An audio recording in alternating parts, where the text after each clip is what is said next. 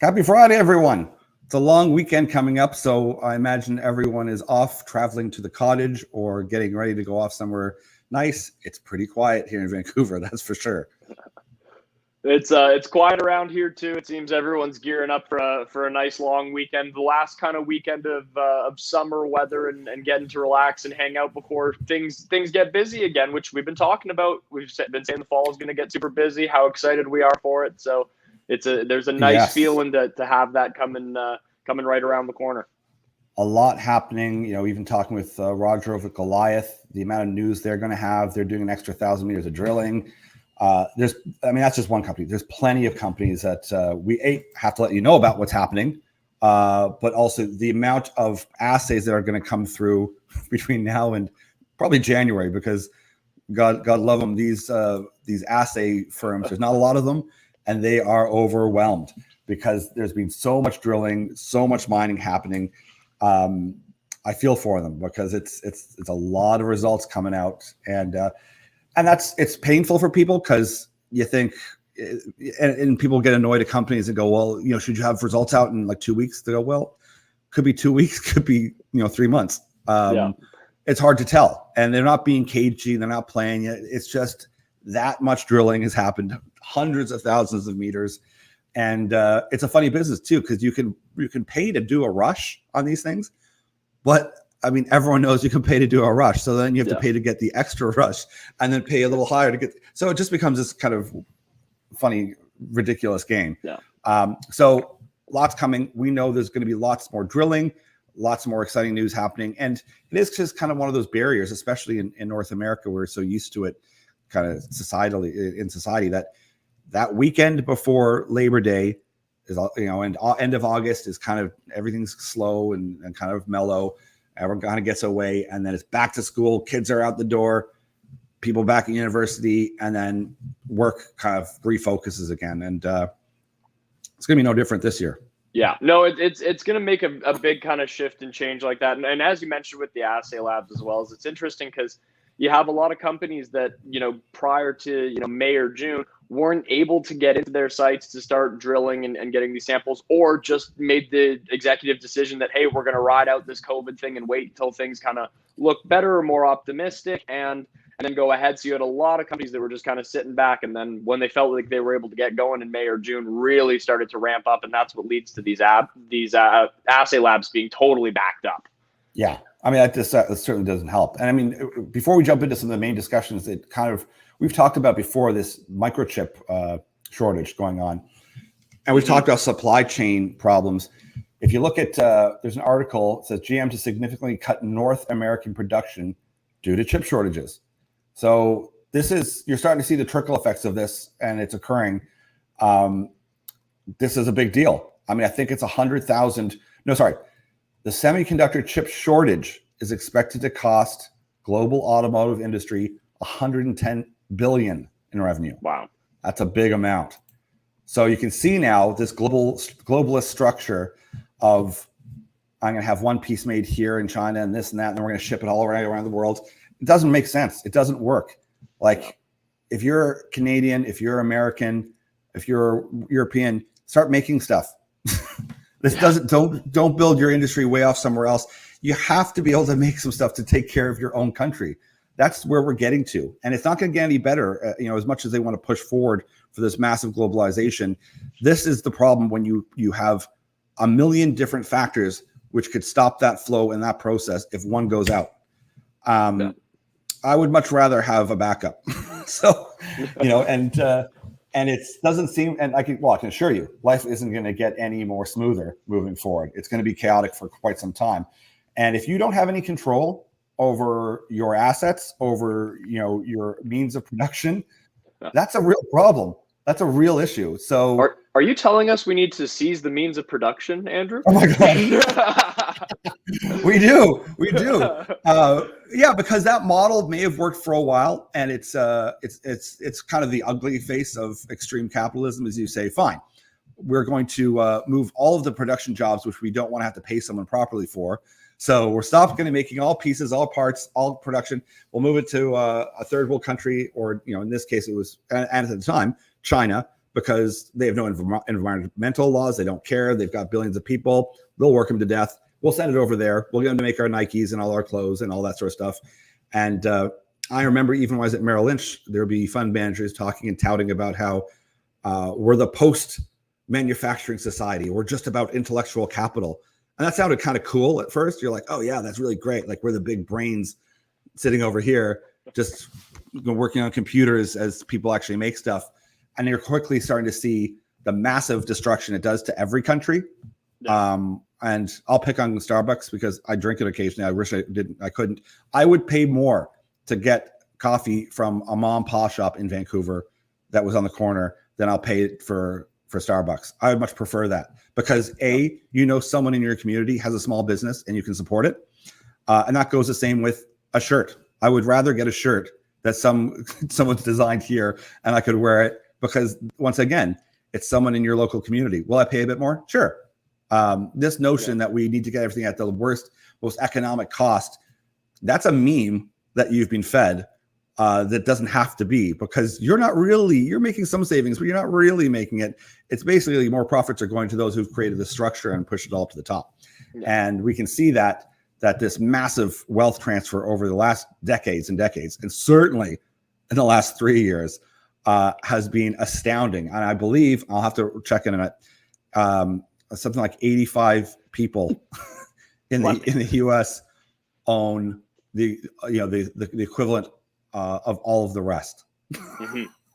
No, when you do the cost benefit analysis like that, and you weigh in those factors as well, it becomes a much easier decision to make. To say, hey, I'm going to support smaller, I'm going to support local, rather than this bigger brand. Yeah. And I would encourage that even stronger now. And you see a great push here in BC, and then we'll avoid some of the stuff here, but where they're enforcing passports. They're not doing that around the world, by the way. It's in only specific very places they're testing this experiment out. But you see a massive pushback from especially the business community saying, nope, if you show us some science, we're happy to consider it. But if you look at the guys from Stanford and MIT who've come out and said, there's essentially 100% survival rate if you're under 70 for this. That you're going to have a pretty extraordinary case to be made for any of their policy and politics. But that's significant too. And believe me, I don't want to have to talk about that kind of nonsense because the evidence speaks for itself and the data speaks for itself for anyone who actually reads any of the reports. It's a big topic because if you scroll through CNBC, everything is fearmonger as usual, and work people up into telling them, oh my God, there's a new strain. Because I don't know if you've seen that. There's the new strain. That's it may be not as deadly. Well, none of them have been that deadly, with that kind of 99.96% survival rate. This one's even less. So, but we have to be terrified, Fauci says. So no, of course. Make sure you're not feeling too secure and you're distracted by that while they figure out how to deal with the bigger problem of printing massive amounts of money to try to get themselves out of the complete shitstorm they've created.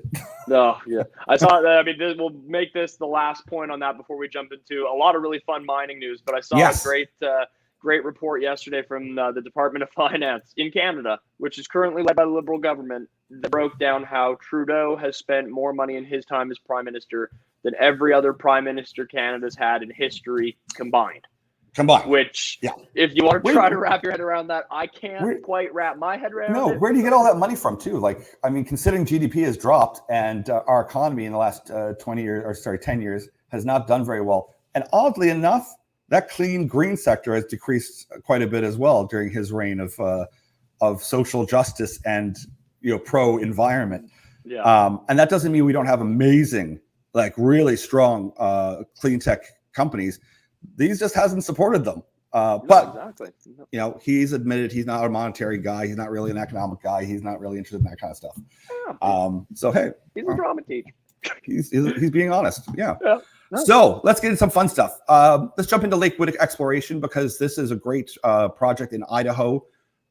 We talk about it off and on, but they have acquired, and they've just notified as of today, to acquire the Eliza Silver project in Hamilton.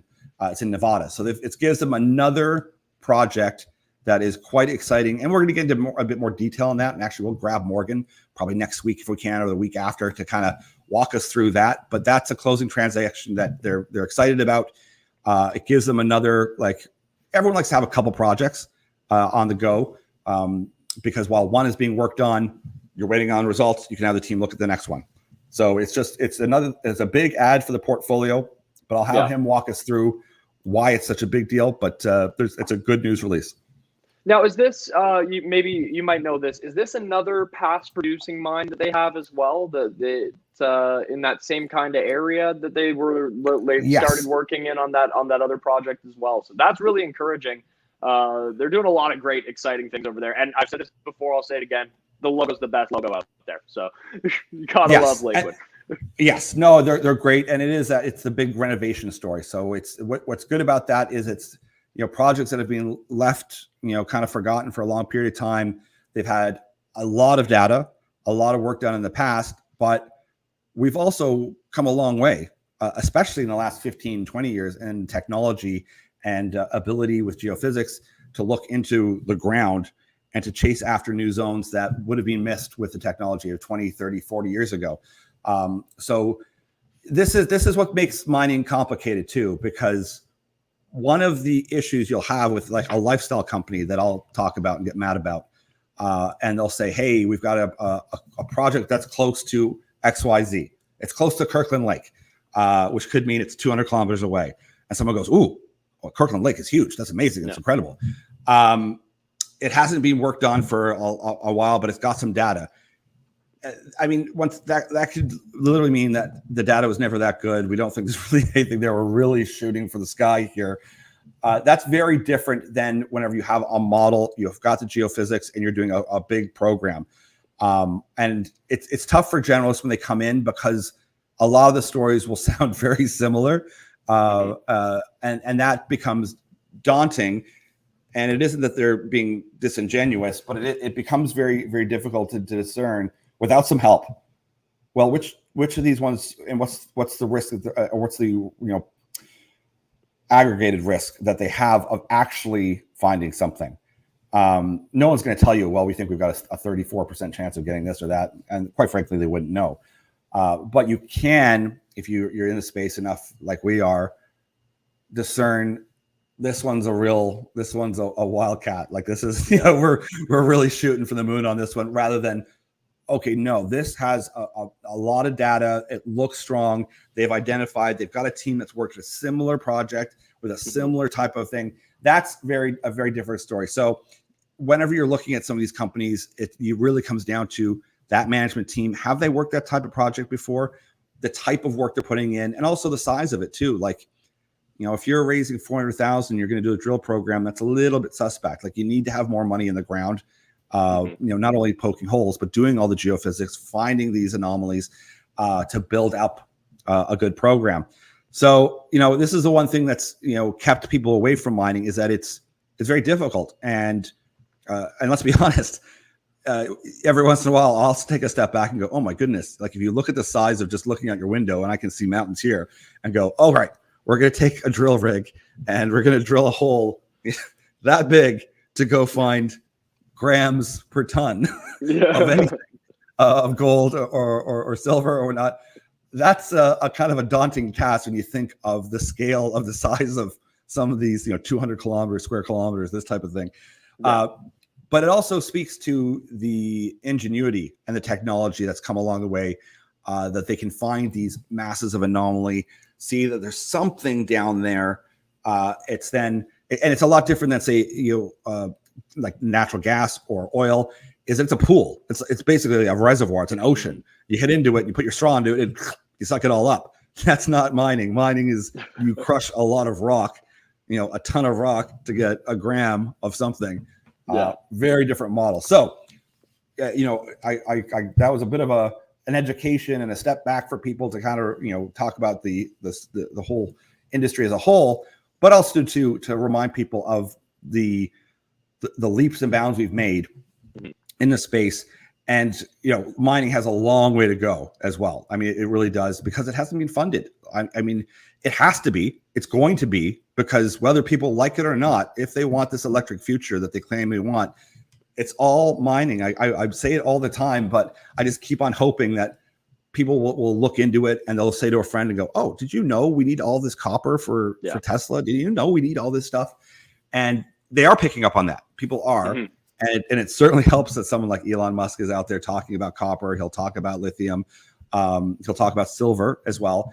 And that goes a long way because people will start to go, oh, okay, wait a second. You need this for all of your solar? Interesting. Okay, well, why is that? And also when you see this chip problem and this shortage and this chain of custody of things, it becomes a big problem. You say, well, where are all these resources? Who's doing all this? Who makes all this stuff? Well, funny enough, all the resources are being stockpiled by China. And yes, by the way, it's processed over in China.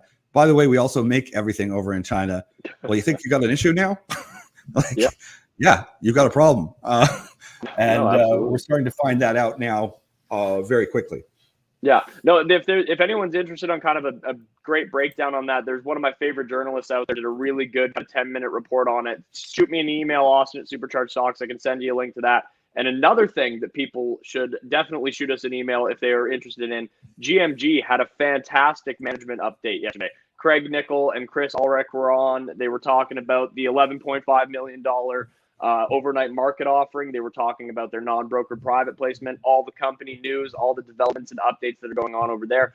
It was an awesome video. It was an awesome breakdown. We're going to send it out to our mailing list over the weekend here. But if you want it directly, reach out to either Andrew or I. We'll send it over to you. It's an awesome update on the company. They do it great justice. It got me really excited. So very, very exciting there. Anyone who's interested in it, feel free to reach out to us. And we're going to have a bit of an update on Guanajuato Silver, or G Silver. That's what I like to call it now because that's a lot easier. But it is in Guanajuato, so I want to give full respect to that town. It's an old historic mining town, 400 years plus of mining excellence. The whole area and town there, it's like literally deep in their blood, understanding mining. And Guanajuato Silver is charging ahead to literally crunch. They're crushing rock right now. So it's amazing to see this little penny stock that's leaped so far forward with such a small little market cap that has 150 employees. I had a great talk with James Anderson. Was it last week? Make sure you check out that video because I mean, it's another euphemism in mining. As you hear, it's a short-term project, like it's near-term production. That could mean 3 or 4 years. That's near term. Yeah. Usually it could mean like if you find something of value, it could take 10, 12, 15 years to go into production. But he managed to put a company together just over a year and a half ago, let's say, maybe my time frame might be a bit off, to build up. It was called Van Gold. Build it up, get it to where it is today, and crushing rock. And it's a big operation. It's a big mine operation with a mill, everything. So if you're looking for a company that's priced as like a junior explorer, but is literally 150 employees going to be crushing rock and mining and will have production and will have revenue. Yeah. Take a look at this. I mean, this is literally near term because I think they're literally crushing rock today. That's how near it is. So yeah, no, so that's one I wanted really to throw exciting. Out there. Yeah, it's an important one to highlight for sure, and they're such an exciting team. Great management group with John, and the cool thing is the relationship they have with the town of Guanajuato, with the people there. The mayor absolutely loves them. It's a really, really cool story that I encourage anyone who's looking for a silver play right now. That's the one to check out. Yeah, and it highlights the positive things in ESG that I like, because believe me, there's lots of bad, but the good stuff is that James Anderson has gone down in there. He's worked with the city, all the people, the council, the people that, I mean, they've worked the mine. Like, they've worked these areas before. They know it. And he said, I'm going to hire like almost the entire team. Like, he has a couple people up here that are from Vancouver because the office is here. And of course he's from Canada. But all those 150 they just hired, they're all Mexicans, most of them from either Guanajuato or Sonora, resounding area, very close. So they've brought all the jobs to the town, worked with the town, and out of respect too, said, listen, I'm going to call it Guanajuato Silver in recognition of the town itself. that they literally have worked hand in hand with them, acknowledging not just kind of piecemeal, we'll pay you some money to just go away, or we'll build you a school, go away. It's like, no, we want you working on it. So you're also, the whole town is benefiting from it. It encourages the whole economy of that small town to leap up again. And they're thrilled. So because they feel like we're a part of this. That's part of the social governance that works. And they want to do it right. It's in town, like it's very close in town. So they don't want spillage or issues with environment there. They live there. And once again, it's 400 plus years of tradition there. It's deeply rooted in who they are as a people. And it's that sincere respect. He's just not kind of flag waving. It's total respect that he goes down and he says, I want to work with you in the all sense of the meaning.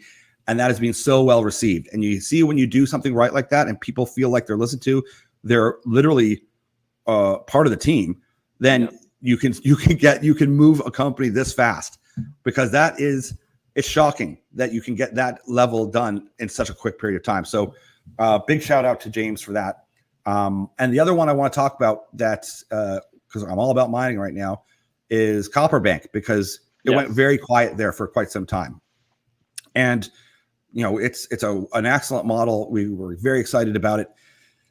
Big changes. So they had a big announcement yesterday. They're going to do a raise of $5 million. But the big news is that they've taken 2 more people on board that are going to be on the board as well.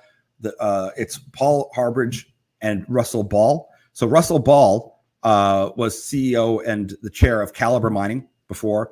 But if you don't know who that is, which if you're a generalist or you're just new, that's no big deal. But he was the chief financial officer over at Goldcorp.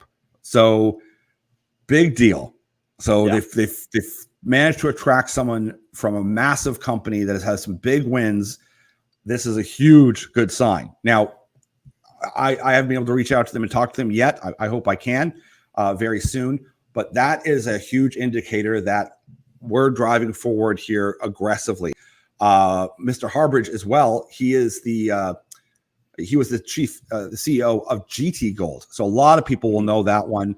And he led that company to $456 million acquisition to Newmont Mining. Big deal. He was the senior vice president of exploration at Goldcorp, along with Russell Ball when he was there. So very interesting. I mean, he's done a lot more than that too, believe me. But he's the director of gold exploration for Japan Gold, which was bought out last year as well. So he's been involved in a lot of deals. And like we say, when you have the right people looking at the right project and you see this type of news, that's an indicator. That's a massive indicator. It's not a guarantee, but that's a massive indicator when you get those 2 big names from massively successful companies that know the business, that obviously Gianni over there, who's led the charge, it's his company, he's the founder, he's been driving this thing forward. He sees that he could attract people like that. It shifts this into serious mode.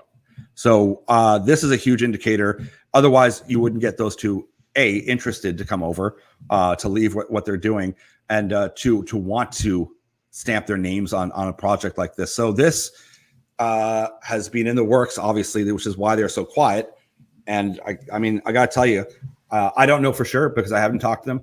We're going to hopefully get either Gianni on or possibly even Russell or Paul on and walk us through what attracted them to it. But this is a huge signal for people. So if you owned it before, sigh of relief.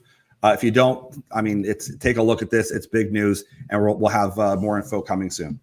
It's a big statement of intent to have guys with that kind of caliber coming onto this team and being able to see, what Gianni already saw with this project. Hey, this is a really exciting play. Copper is going to be vitally important in the path forward.